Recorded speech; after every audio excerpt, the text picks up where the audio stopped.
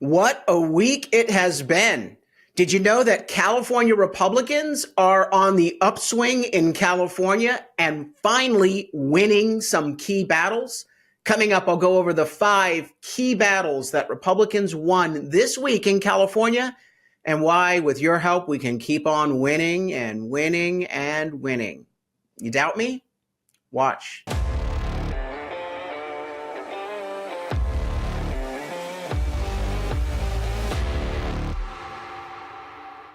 I'm Carl DeMaio, chairman of Reform California and a California state representative representing District 75 in the state assembly. It has been quite a week, an exhausting week, but it's an important week because it shows California conservatives, Republicans, are back as an opposition party, and that there's a great pathway ahead of us to really recapture a lot more influence in the state, to restore some political balance and sanity, and to make people's lives better, because at the end of the day, that's what people need desperately in California. I'm going to go through 5 big developments this week that should give you a little pep in your step, that yes, we can fight and we can prevail in California, and that this is only the beginning. We have to do a whole lot more of these 5 things in the next several months leading up to the 2026 election. Now, Reform California has been quarterbacking a lot of the efforts that I'm about to talk about. And that's one caveat I want to put on this. When I say California Republicans, I'm not saying elected officials are doing this. Some of them are, some of them are not. I'm not saying for sure that the Republican Party of California is doing anything. They are a dumpster fire of incompetence, and I don't expect that to change. I'm saying that you, the grassroots, the activists, a movement is producing change in our state, and we need a whole lot more people to join. So I'm going to be asking you throughout these 5 elements to do certain things to keep this momentum going. So coming in at number 1, a big win this week. We've been able to put together a viable coalition to put voter ID on the 2026 California election. This is a state constitutional amendment that I've authored, and it requires verification of citizenship in order to register to vote, as well as identification verification when you cast a ballot each and every election. 28 states have voter ID. California will be number 29. Our coalition released polling showing that 68% of Californians support voter ID, 79% support citizenship verification. This will pass if it gets on the ballot. But that's the catch. 1 million signatures are needed. Up until now, Reform California, we've been working on this initiative for 5 years. We've not been able to get the financial backing of conservative donors, the big guys. We've had a lot of great activists at the grassroots level, but it takes both grassroots activism, volunteers, small dollar donors, but also the big contributors. That happened this week because Reform California joined a coalition that includes the Orange County Lincoln Club, which is a pretty significant business advocacy group in Orange County. They've spent a lot of money backing conservative and pro-business candidates and measures.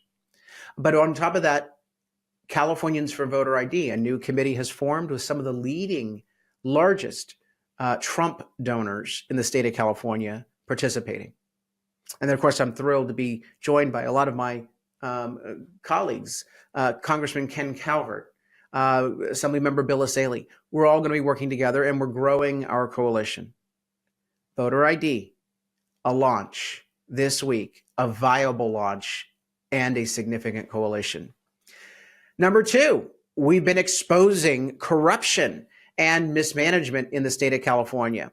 As you know, several weeks ago, I uncovered the fact that the state was spending far more in the Medi-Cal program, $9.5 billion to be exact, for free handouts for free health care to undocumented individuals, people that should not be getting taxpayer benefits in the first place.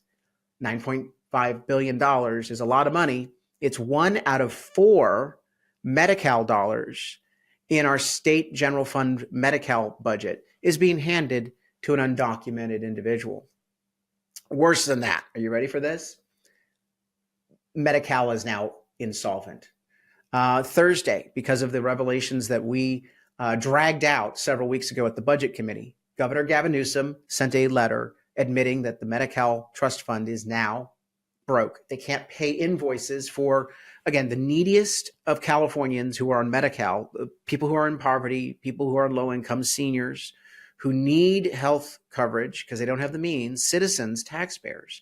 Their health coverage is now put gravely at risk because of the extreme policies of Gavin Newsom and the California Democrat supermajority. We exposed that. Wouldn't have been exposed had we not, like a really bad sweater, pulled those strings and said, what's going on here? Now, those first two things alone are big stories. I need your help by you going and supporting this work. I'm going to get to the other three of the five, and you're going to love these three. But go to Reform California right now.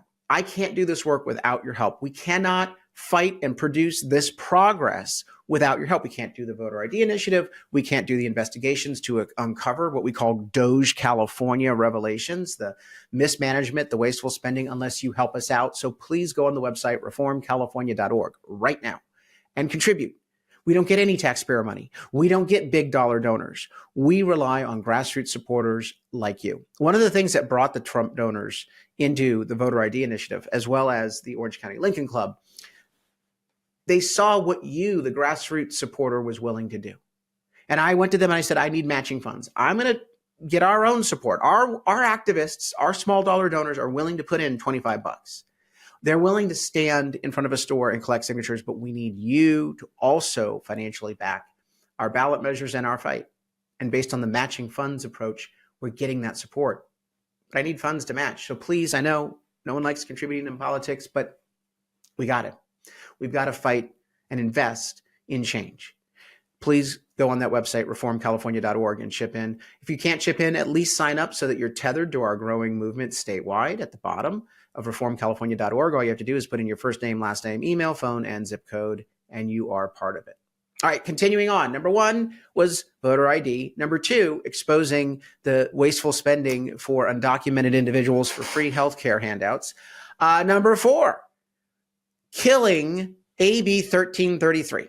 This was the wingnut bill that we brought you last week that would ban self-defense in California by saying that the government could prosecute you for killing someone who breaks into your home and threatens you at gunpoint. Yeah, AB 1333 opened the door to prosecuting people simply because they defend themselves by fighting back and protecting themselves from an assault by a criminal. Self-defense is a fundamental constitutional right. It's called the Castle Doctrine. This would have been thrown out in the Supreme Court. But let me tell you right now that there's a pattern of California Democrat politicians intentionally passing bills that are unconstitutional, knowing that they scare law-abiding citizens into not doing things, not exercising their freedoms. And so AB 1333, we blew the lid off of this several weeks ago. We did a whole podcast on it. And then we kept educating voters and we told them to contact this wingnut, Assemblymember Zbur. And finally, he wilted under the pressure and announced this week that he was withdrawing his bill because of the misinformation campaign. No, we just exposed what your extremist agenda was in trying to limit the constitutional rights of Californians to self-defense. You were caught, honey, and we were able to get the voters to rise up and send a loud message. This is insane. AB 1333 died this week. Another win. Coming in at number four, we got another Republican sworn into office this week. State Senator Tony Strickland from Orange County was sworn in as the state senator for District 36. This brings us up to 10 out of 40 state senators, or 25% of the chamber. We have 20 out of 80 state assembly members. We've picked up seats in this last cycle. The first time we picked up this many seats since 1984 in a presidential election. So we are starting to flip seats. The reason why I see this as a win is that he comfortably won this seat, even though just 2 years ago, This seat was a target seat. It was a seat that we had to flip from the Democrats to the Republicans with Janet Wynn. And people thought, oh, this is going to be hard. Janet Wynn was the perfect candidate for this district, Senate District 36. And Tony Strickland's going to have a hard time. Certainly there's going to be a runoff. There were 4 candidates in the primary. Tony got 50% plus 1 in the primary, which meant no runoff was necessary. Astounding. Great work, Tony Strickland. Welcome to Sacramento. And I'm pleased because he's a fighter. He's not a seat warmer like some. I'm looking at you, Brian Jones. He is going to be a great partner of Reform California's efforts in the state Senate. And we always welcome tough fighters. And we love the fact that we held a toss-up seat by such a significant margin. Finally, number 5, we're winning the debate. We're winning the arguments. And I want to share this clip. It's worth watching. It's me in a hearing asking very simple questions and raising a different point of view, okay? I got kicked off the budget committee after only 2 hearings for exposing money laundering by Democrats to left-wing groups, the undocumented healthcare costs that we can't afford, a whole bunch of other rot and wasteful spending. In just 2 budget committee hearings, I uncovered all that. They said this guy is out of control. He's raising too many issues. He's shining a light. We have to shut him up. So they kicked me off the budget committee.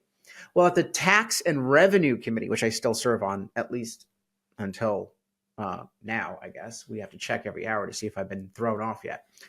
I simply asked questions about handouts using tax credits. Now, I'm all for lowering taxes, but I think we should lower taxes for everyone. I do agree that there's a cost of living crisis in this state, but if you want to fix the financial burdens of working families, lower the cost of living. Don't hand out crumbs. Fix the problem. Now, I expressed this philosophy, which many Californians agree with. It's sort of a libertarian philosophy on tax credits. I don't like tax credits picking winners and losers or giving gifts to the chosen few while continuing to have a problem for everyone else.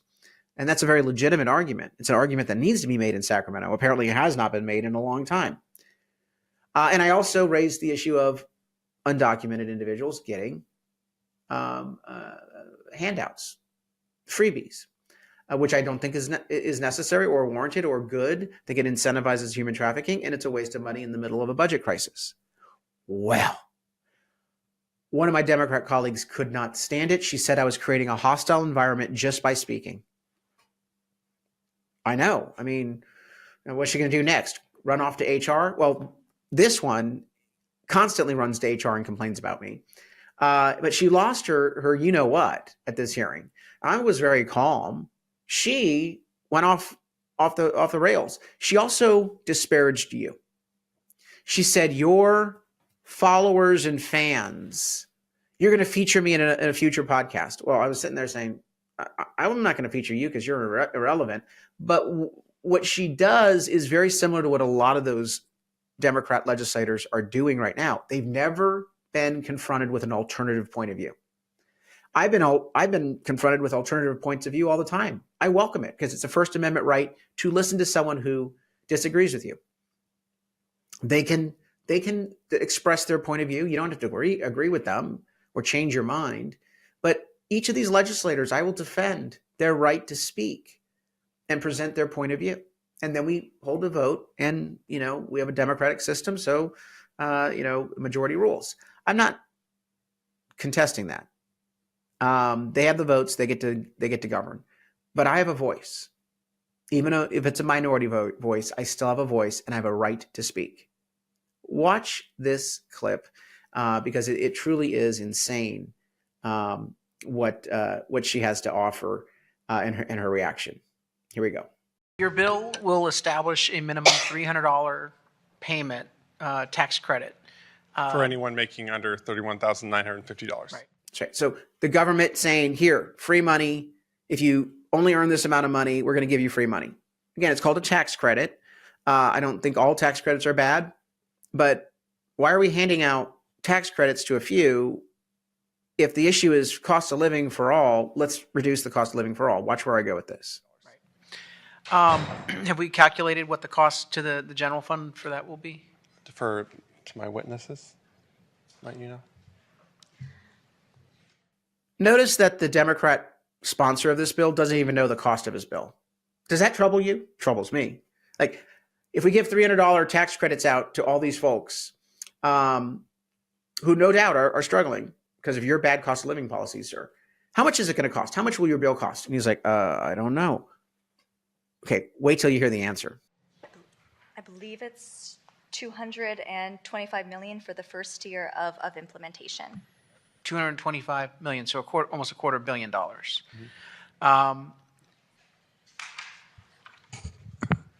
There's no doubt people are struggling, but I see almost a scam going on here in the Capitol. And let me explain the scam, because I think people back home get it. Oh my God. I mean, no one ever calls them out for committing scams. Okay. So me calling it a scam, which I believe it's a scam. I think you would describe it as a scam. And I'm going to lay out the scam, very simple terms right now. They don't like to be called out for engaging in scams, but that's all they are offering here.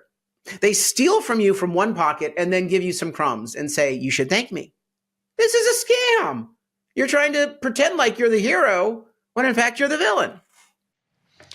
The politicians raise our cost of living dramatically, exponentially through bad policies. And then they turn around and say, well, we really care about you. We're going to give you relief. As though we should be thankful. Well, when in fact they raised our cost of living in the first place. I looked up the organizations that came up here today. Your coalition. Prior to this, you had a bunch of left-wing groups saying how wonderful the bill is and how they support it. All these left-wing groups funded with your taxpayer money, by the way. You're funding their lobbying activities when they show up. None of you opposed the gas tax or car tax increase. In fact, you supported it. Many of your organizations did. A $2 differential per gallon of gas for a working family driving the average of 15,000 miles on one car, just one car. Most of our working families have two earners. That's $1,500 that we could have saved them versus the $300 credit. Or in the city of San Diego, right now, our homeowners are being told they have to pay $58 a month in a garbage tax. Yeah, they're inventing garbage taxes in San Diego. I don't want the word to get out because it might spread. That's $700 a year. And that is, the garbage tax, the gas premium, the gas price spike, that doesn't look to your income. That doesn't say, hey, can you afford the $2 extra per gallon versus the national average that we now have? And so I have real challenge saying that this is how we should be dealing with the pain that many of our working families that are struggling are feeling versus fixing the problem for all. I also want to put on record for this bill and the previous bill that there is no language in your bill that would limit undocumented or illegal immigrants from claiming the credit. Is that correct? And the answer is yes. Okay, so as a result of me doing that, Sharon Quirk Silva, you don't need to know her name, she's irrelevant, but she represents the philosophy of a lot of the Democrat members that I serve with. She lost her you-know-what.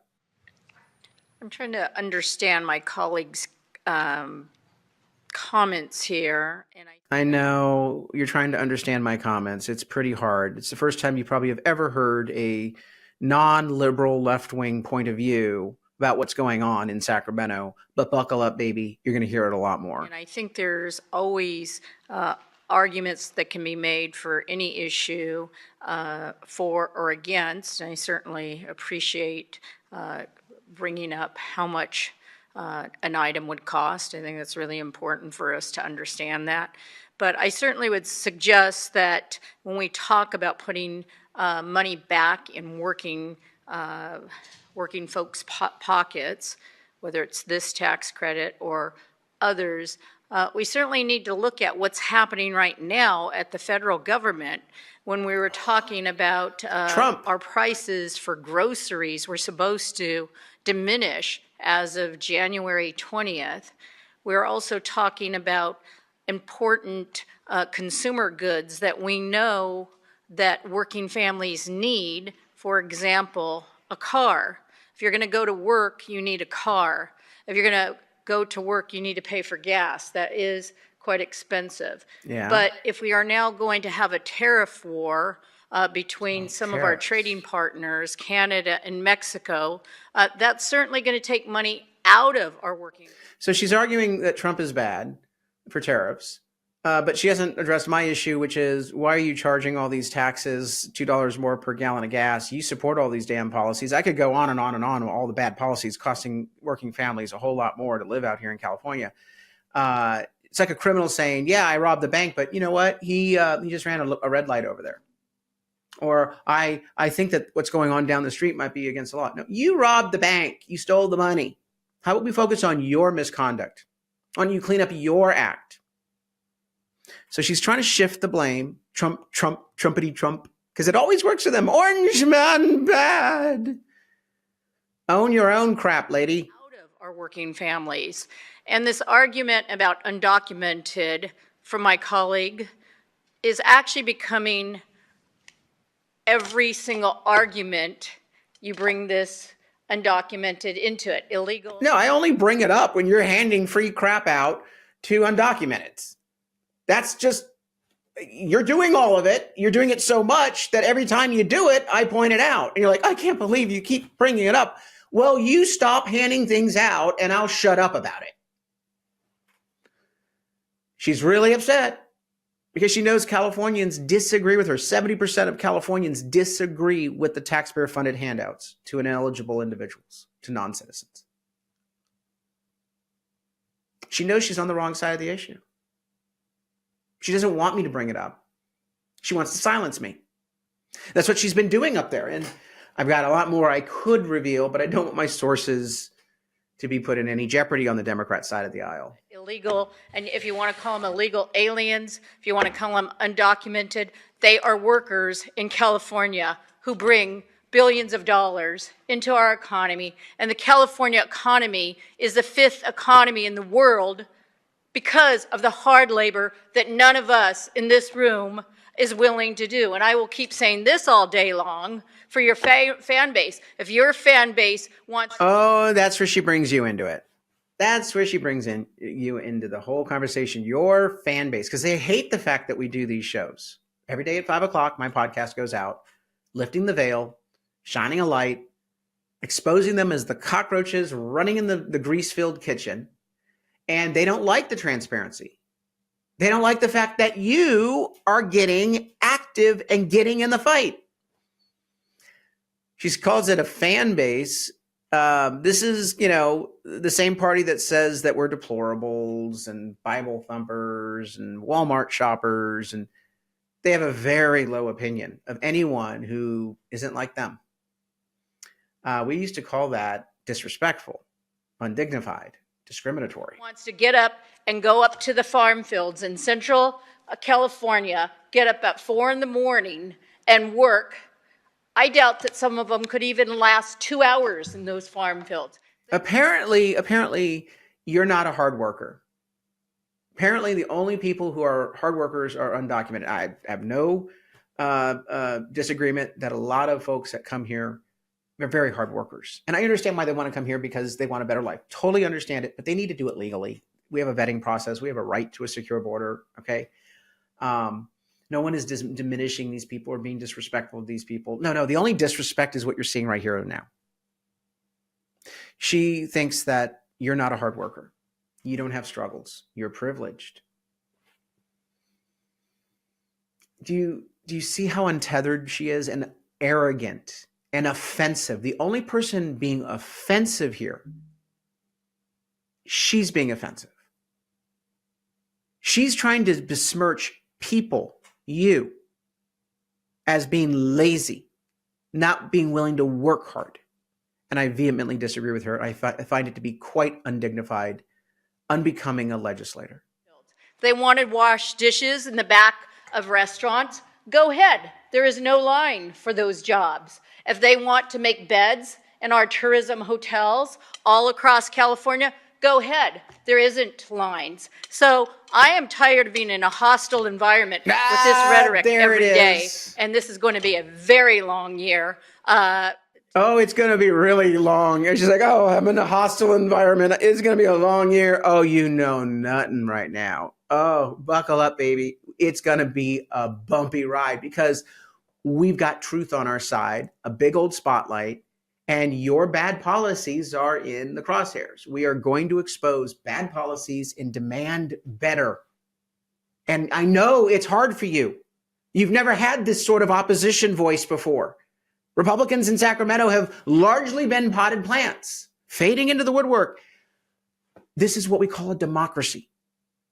Different points of view, you're just going to have to get used to it because we are going to have two voices once again in Sacramento. Look, I've got a jet. I know that this was a slightly longer video, but please don't just get the information.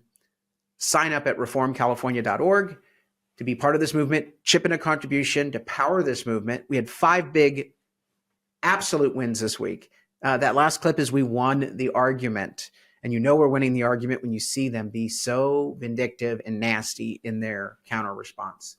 We can do this. We can take back the state, but it requires your help. Go to reformcalifornia.org, chip in a contribution, sign up. Until next time, I'm Carl DeMaio, Chairman of Reform California and a California State Legislator. Thanks for watching, and I hope you enjoyed this episode. But before you click away, please subscribe to this channel and click that notification button so you get updated when we post new episodes. Plus, like this video and share it with your friends so that we can help spread our message across the state. Reform California with Carl DeMaio is paid for by Carl DeMaio for State Assembly.